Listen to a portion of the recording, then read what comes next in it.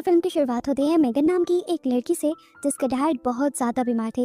वो cancer patient थे और जल्द ही मरने वाले थे, जिसकी वजह से मेगन बहुत ज़्यादा दुखी भी रहती थी और वो चाहती थी कि किसी तरह से उसके डैड का इलाज हो सके। उनका ख्याल रखने के लिए उसने अपनी जॉब तक छोड़ दी थी। इस टाइम वो हर तरीका आजमा रही थी अपने डैड को ठीक करने का, जबकि दूसरी तरफ उसकी मॉम थी जो उसके डैड को ठीक करने के लिए ब्लैक मैजिक का यानी काले जादू का इस्तेमाल करने की कोशिश करती थी। कभी वो उनके बेड के नीचे इंसानी दांत रख देती थी तो कभी हड्डियां, और इन चीजों से मेगन को बहुत ज्यादा गुस्सा आता था। वो इनकी ये सारी चीजें उठाकर डस्टबिन में फेंक दिया करती थी। यहाँ तक कि मेगन की मॉम तो अपनी दोस्त के कहने पर अपने हस्बैंड को अजीबोगरीब पोशंस भी पिलाने लगी थी, और मेगन को अपनी मॉम पर गुस्सा आता था कि वो इतनी पढ़ी लिखी होने के बावजूद ये सब कैसे कर सकती हैं। मेगन और मेगन के डैड की नर्स को लगता था कि उसके डैड की हालत इसीलिए ठीक नहीं हो पा रही क्योंकि उसकी मॉम उसके डैड के साथ अजीबोगरीब एक्सपेरिमेंट करती है। हमें पता चलता है कि मेगन के अपने भी कुछ मसले चल रहे थे।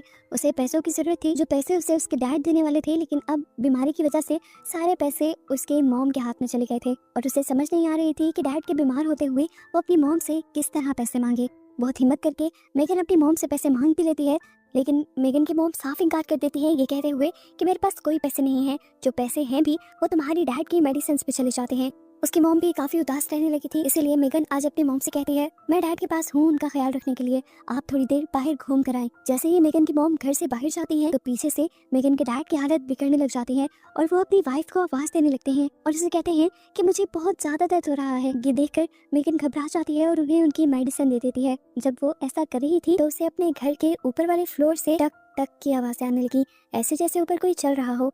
वो इसे अपना वहम समझती है और वॉशरूम में हाथ मुंह धोने के लिए जाती है, जहाँ उदासी में उसे अपने डैड के वीएन भी आते हैं, उस टाइम के जब वो छोटी हुआ करती थी और उसके डैड उसे अपने साथ खिलाया करते थे। मेगन जब वॉशरूम से बाहर निकलती है रोते हुए तो वो देखती है कि उसकी मॉम उसके डैड को दवाई दे रही थी, और ये देखकर वो घबरा गई क्योंकि अभी तो वो अपने डैड को दवाई देकर अंदर गई थी।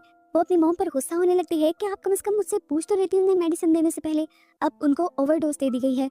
मेगन अपनी मॉम से कहती है, और कोई रास्ता नहीं है, हम ऐसा करते हैं कि दोनों ही आज डैड के साथ स्टे करते हैं। ये तीनों एक ही बेड पर सो जाते हैं और सुबह जब मेगन की आंख खुलती है तो वो देखती है कि उसके डैड अब इस दुनिया में नहीं रहे थे। घबरा कर वो अपनी मॉम को उठाती है और खुद बहुत ज्यादा रोने लग जाती है। ये लोग मिलकर उसके मुंह और आंखें बंद करते हैं और मेगन अब इस हादसे से टूट सी जाती है, लेकिन वो नोटिस करती है कि उसकी मॉम को तो जैसे जरा बराबर फर्क नहीं पड़ा था। उसे सोच आती है कि क्या मॉम को डैड से प्यार ही नहीं था। यहाँ मेगन को अब टेंशन हो रही थी कि उसे अब अपने डैड का फ्यूनरल करना होगा, और जब वो इस बारे में बात करने के लिए अपनी मॉम के पास जाती है तो वो नोटिस करती है कि उसकी मॉम उसे आता देखते ही यहाँ से ऊपर चली गई थी। वो चुपके से अपनी मॉम की बातें सुनती है तो उसकी मॉम किसी को बुलाने वाली थी। वो उसे बताती है कि मेरा हस्बैंड मर गया है और आप जल्दी आए। अब मेगन जल्दी से आकर अपनी मॉम से पूछती है, आप किससे बात कर रही थी? एम्बुलेंस से? आपने उनके फ्यूनरल की कोई तैयारी की? लेकिन यहाँ उसकी मॉम उसकी बातों का जवाब देने की बजाय बड़े ही आराम से कॉफी बनाने लगती है और मेगन को गाने प्ले करने को कहती है, जिस पर मेगन का दिमाग घूम जाता है और वो कहती है, मॉम आपको समझ भी आ रही है कि हमारे साथ हो क्या गया है? मेरे डैड आपके हस्बैंड इस दुनिया से चले गए हैं और अब हमें उनका फ्यूनरल करना है। इस मर्तबा उसकी मॉम भी चिल्लाकर कहती है, चुप करो, ऐसा कुछ नहीं होगा, हमें बस तुम्हारे डैड की बॉडी को ठंडा रखना है, जिसके बाद वो आ जाएगा और तुम्हारे डैड दोबारा जिंदा हो जाएंगे। ये सुनकर मेगन का तो दिमाग ही घूम गया। उसकी मॉम अब क्या करना चाह रही थी? उसे अपनी मॉम पागल लग रही थी, लेकिन तब उसकी मॉम उसे कहते हैं कि मैं एक ऐसे आदमी को जानती हूँ जो मुर्दा आदमियों को दोबारा जिंदा कर देता है। मेगन उन्हें समझाने की कोशिश करती है कि ऐसा इम्पॉसिबल है। तब मेगन की मॉम उसे कहती है, अगर तुम इस सब में मेरा साथ नहीं दे सकती तो खुदा के वास्ते तुम यहाँ से चली जाओ। अब मेगन भी बाहर जाकर रोने लग जाती है और तभी उसे अपने डैड का वीएन आता है। उसके डैड उसके साथ बैठे हुए थे, उसे ऐसा लग रहा था। उसके डैड इस मर्तबा उसे कहते हैं कि तुम्हारी मॉम जो कर रही है ठीक कर रही हैं, तुम्हें उनका साथ देना चाहिए। अगर तुम उनको कोशिश नहीं करने दोगी तो तुम उनके लिए बुरी बन जाओगी। मेगन को इस टाइम ये बातें समझ आने लगी और उसने अंदर जाकर अपनी मॉम से कहा कि बताएं क्या करना है। वो इस सबके लिए इसलिए मानी थी क्योंकि उसके डैड ने उसे समझाया था, देखो जब मैं जिंदा नहीं होऊंगा तो तुम्हारी मॉम भी समझ जाएगी कि ये सारी चीजें फालतू की हैं और वो कभी दोबारा इनके ऊपर बिलीव नहीं करेंगी। यहाँ पर मेगन की मॉम भी काफी सेटिस्फाइड नजर आ रही थी कि अब मेगन उनका साथ दे रही थी। वो मेगन से कहती है कि हमें सबसे पहले मिलकर हॉल को खाली करना होगा, यहाँ पर एक सामान भी नहीं छोड़ना। हॉल को खाली करने के बाद ये लोग पूरे घर की विंडोज को अच्छे तरीके से ढक देते हैं ताकि इनके घर में रोशनी ना जाए। सारी खिड़कियां ढकने के बाद जब वो शीशे ढक रही थी तो उसे एक शीशे में साया दिखाई दिया। जैसे ही उसने पीछे मुड़कर देखा तो पीछे कोई भी नहीं था। उसने दोबारा शीशे में देखा तो अब वो साए कई ज्यादा हो गए थे। उसने लाइट ऑन की तो दोबारा वहाँ पर कोई भी नहीं था। डरते हुए उसने सारे शीशों के ऊपर भी कपड़ा डाल दिया। जैसा उसकी मॉम ने उसे कहा था। इसके बाद मेगन की मॉम उसे खास किस्म का सूट देते हैं जिसे मेगन पहन लेती है, जिसके बाद ये लोग उसी आदमी का इंतजार करने लगते हैं। घंटों गुजर जाते हैं, जब वो नहीं आता तो मेगन अपनी मॉम पर गुस्सा होने लगती है कि मेरा ख्याल है वो सब लोग फेक हैं। ये सुनकर मेगन की मॉम को भी गुस्सा आ जाता है और वो उससे कहती है तुम यहाँ से दफा हो जाओ, तुम चाहते ही नहीं हो कि तुम्हारे डैड जिंदा हो, तुम मेरा साथ नहीं देना चाहती, तुम यहाँ रुके भी इसीलिए हो कि किसी तरह तुम मेरा काम रोक सको। अभी इन दोनों की बहस ही चल रही थी कि एकदम से वो आदमी घर के अंदर भी आ गया। वो कहाँ से आया था कहाँ से नहीं मेगन को नहीं पता चला।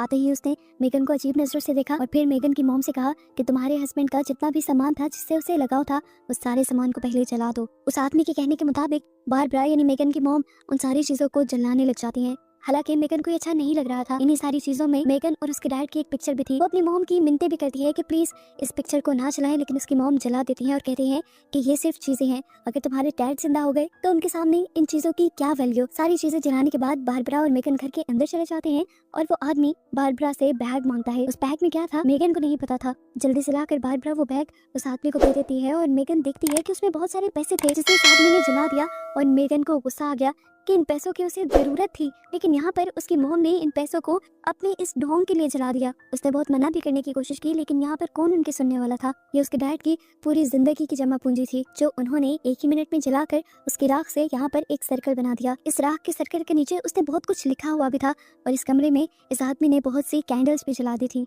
अब मेगन को बहुत ज्यादा गुस्सा आ रहा था। वो अपनी मॉम का साथ देना नहीं चाहती थी, इसलिए रूम के बाहर आ गई और तब एक और मर्तबा उसे अपने डैड की विजन आए। उसके डैड ने उसे कहा कि तुम अपनी मॉम का साथ दो, उन्हें ऐसे ही अकेला मत छोड़ो, उनके लिए भी ये मुश्किल वक्त है। अब मेगन जब अंदर जाती है तो उसे उस सर्कल के अंदर बुला लिया जाता है। वो आदमी बताता है कि ये सर्कल एक प्रोटेक्शन है। मेगन पूछती है किस तरह की प्रोटेक्शन, तो उसकी मॉम कहती है कि तुम्हारे डैड को बुलाने के लिए हम एक रिचुअल करने वाले हैं जिसमें तुम्हारे डैड की डेड बॉडी को इस सर्कल के अंदर रखकर हमें एक कुर्बानी देनी होगी और वो सेक्रीफाइस करने के बाद हम यहाँ से सोल्स की दुनिया में पहुंच जाएंगे जहाँ पर बहुत सारी सोल्स हम पर हमला करने की कोशिश करेंगी और ये सर्कल उन्हीं सोल्स से हमें बचाएगा। वहाँ जाकर हमें अपने आप को उन सोल्स से बचाना होगा और एक और कुर्बानी देनी होगी, जिसके बाद हम तुम्हारे डैड की सोल को लेकर यहाँ इस दुनिया में वापस आ जाएंगे और तुम्हारे डैड जिंदा हो जाएंगे।